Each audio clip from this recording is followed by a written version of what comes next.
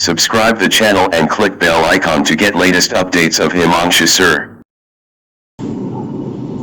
Hello dears, in this session I will start chemical reactions and equations for class 10th. So ये video specifically class 10th के लिए है, उससे below के student भी देख सकते हैं, ठीक है। तो सबसे पहले मैं स्टार्ट करता हूँ reaction. What is reaction? So reaction is basically interaction. इसको पूरी तरीके से समझने के लिए मैं टाइप्स ऑफ रिएक्शन को समझता हूँ। रिएक्शंस अकॉर्डिंगली दो टाइप्स के होते हैं। जो दो टाइप्स के रिएक्शन है, पहला है फिजिकल रिएक्शन और दूसरा है केमिकल रिएक्शन। हमारा सिलेबस केमिकल रिएक्शन का है, ठीक है। लेकिन मैंने कहा रिएक्शन इज इंटरैक्शन, उसको समझने के लिए मैं फिजिकल और केमिकल दोनों बातें समझा। तो फर्स्ट ऑफ ऑल मैं फिजिकल को समझता हूँ। This is the marker and this is it's cap. अगर मैं मार्कर और कैप इन दोनों के एक दूसरे के कांटेक्ट में लाऊं और एक फोर्स लगाया, मैंने एक फोर्स अप्लाई किया जिसकी वजह से इनमें कुछ चेंज आ गया, ठीक है। ये चेंज ऐसा चेंज है जो कि बाहर से मुझे पता चल रहा है, ठीक है। ये एक फिजिकल चेंज है, ठीक है। और ये जो इंटरेक्शन हुआ है, इस इंटरेक्शन की वजह से मार्कर या कैप में इसके इंटरनल स्ट्रक्चर में कोई चेंज नहीं हुआ। So this interaction results what? This interaction की वजह से जो भी चीज हुई उसको हम फिजिकल रिएक्शन कहते हैं, ठीक है। जब केमिकल रिएक्शन होता है उसमें क्या होता है, दो चीजें इस तरीके से इंटरेक्ट करती हैं कि उनका इंटरनल कंपोजिशन चेंज हो जाता है, ठीक है। अच्छा, इन एक्चुअल हम जब भी केमिस्ट्री की बात करते हैं ना, तो केमिस्ट्री में हम हमेशा अंदर की बात करते हैं, अंदर की बात, ठीक है। जब कोई चीज अंदर से बदलेगी, उसके अंदर क्या होता है, वो सब हम केमिस्ट्री में पढ़ते हैं। तो जब भी हम केमिकल रिएक्शन की बात करेंगे तो वहां कंपोजिशंस चेंज हो जाएंगे रिएक्शन के ड्यूरेशन में, ठीक है। तो बेसिकली इसको समझने के लिए इसीलिए पहले आपको चेंजेस पढ़ाए जाते हैं, रिएक्शन के पहले चेंजेस, ठीक है। क्योंकि रिएक्शन को प्रॉपर समझने के लिए चेंजेस समझना जरूरी है, ठीक है। चेंजेस दो टाइप के हैं, फिजिकल और केमिकल। फिजिकल चेंज में कोई भी चीज केवल बाहर से बदलती है, ठीक है। मींस एक्सटर्नल अपीयरेंस बदल जाता है, एक्सटर्नल अपीयरेंस। केमिकल चेंज में कोई भी चीज अंदर से बदल जाती है, ठीक है। मींस इंटरनल कंपोजिशन या स्ट्रक्चर आप कह लीजिए, कंपोजिशन ही समझिए, इंटरनल कंपोजिशन चेंज हो जाता है, ठीक है। अच्छा, इसको आप ऐसे समझ सकते हैं, एक्सटर्नल अपीयरेंस और इंटरनल कंपोजिशन कैसे चेंज हो रहा है। एक्सटर्नल अपीयरेंस चेंज होने का मतलब ये है, एक बदमाश टाइप का चिल्ड स्टूडेंट आपके स्कूल में जब प्रिंसिपल के सामने जाता है तो कॉलर वॉलर अच्छे से बंद करके, टाई प्रॉपर लगा के, और ऐसे खड़ा होता है जैसे कितना अच्छा बच्चा हो, ठीक है। इसको आप ऐसे समझिए, वो अंदर से तो वही बदमाश है लेकिन बाहर से उसने अपना स्ट्रक्चर चेंज कर लिया, ठीक है। ये हुआ एक्सटर्नल अपीयरेंस में चेंज, और वो जो चेंज हुआ उसके अंदर वो फिजिकल चेंज है। बट अगर वही स्टूडेंट आपको 4 साल बाद क्लास 12 पास आउट होने के बाद मिलता है और आपको ऐसा लगता है कि ये बहुत तेज है, पढ़ने में बहुत ब्रिलियंट हो गया है और अब इसने बदमाशी छोड़ दी, अब ये वो बदमाशियां नहीं करता जो तब किया करता था, वो अंदर से बदल चुका है, उसका इंटरनल कंपोजिशन चेंज हो गया, वो अलग तरीके का व्यक्तित्व हो गया है, वो अलग तरीके की पर्सनालिटी हो चुका है, and that is internal change, ठीक है। तो जब भी कोई चीज अंदर से बदलती है वो परमानेंट होती है, जब भी कोई चीज बाहर से बदलती है वो टेम्पोररी होती है। फॉर एग्जाम्पल, कैप को फिट किया, कैप निकाला, वापस वैसा ही, ठीक है। ये फिजिकल चेंज है, ये टेम्परेरी है, ये टेम्परेरी है। लेकिन केमिकल चेंज परमानेंट है। फॉर एग्जाम्पल,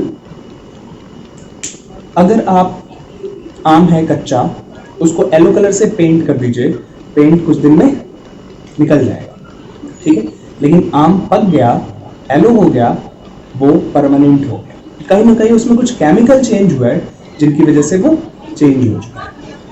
ठीक है, तो ये मैं इसलिए बता रहा हूं क्योंकि आपको फिजिकल और केमिकल चेंज में डिफरेंसेस समझने हैं या फिर उनका कंपैरेटिव स्टडी करना है। ठीक है, तो अभी मैंने एक पॉइंट बताया कलर चेंज का। तो फिजिकल चेंज जब होता है तो उसमें कलर चेंज नहीं होता, लेकिन केमिकल चेंज में कलर चेंज होता है। ठीक है, अच्छा एक और बात जो फिजिकल और केमिकल चेंज के बारे में समझनी है वो ये है कि जब भी फिजिकल चेंज होगा तो बॉडी केवल बाहर से बदलेगी।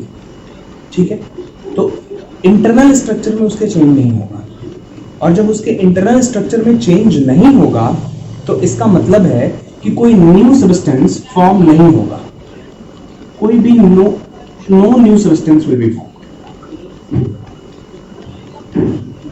ठीक है, लेकिन जब कोई चीज अंदर से बदल जाती है तो नई चीज फॉर्म होती है। इसका एक बहुत अच्छा एग्जांपल पेपर की बर्निंग है। अगर पेपर बर्न हो जाता है तो एश फॉर्म हो जाता है। अच्छा आपने एक चीज देखा है, जब पेपर बर्न होता है तो स्मोक निकलता है। ठीक है, वो स्मोक जो निकल रहा है वो अगर आप पेपर को टीयर करें, फाड़ दें तो नहीं निकलता। ठीक है, वो एक फिजिकल चेंज है। तो इन एक्चुअल फिजिकल चेंज में गैस इवॉल्व नहीं होती, नो गैस इवॉल्व, लेकिन केमिकल चेंज में गैस इवॉल्व होती है। ठीक है, ये कुछ बेसिक पॉइंट ऑफ कंपैरिजन है। अब एक ऐसा पॉइंट ऑफ कंपैरिजन जिसके लिए आपको कुछ नया कॉन्सेप्ट समझना पड़ेगा। ठीक है, एक कॉन्सेप्ट है प्रेसिपिटेट। प्रेसिपिटेट इसको समझना पड़ेगा। प्रेसिपिटेट क्या होता है? अगर आपने कभी लैब में कोई दो केमिकल्स आपस में इंटरेक्ट किए हों और उनमें आपने देखा हो कि एक कोई नई चीज बन रही है जो नीचे कंटेनर के बॉटम पे सेटल हो रही है, वो जो चीज बॉटम पे सेटल हो रही है that is precipitate. Precipitate means जो नीचे बैठ जाए। ठीक है, तो केमिकल चेंज के ड्यूरेशन में प्रेसिपिटेट फॉर्म होता है, लेकिन फिजिकल में प्रेसिपिटेट फॉर्म नहीं होता। ठीक है, अच्छा ये बात होगी प्रेसिपिटेट फॉर्म और ना फॉर्म होगी।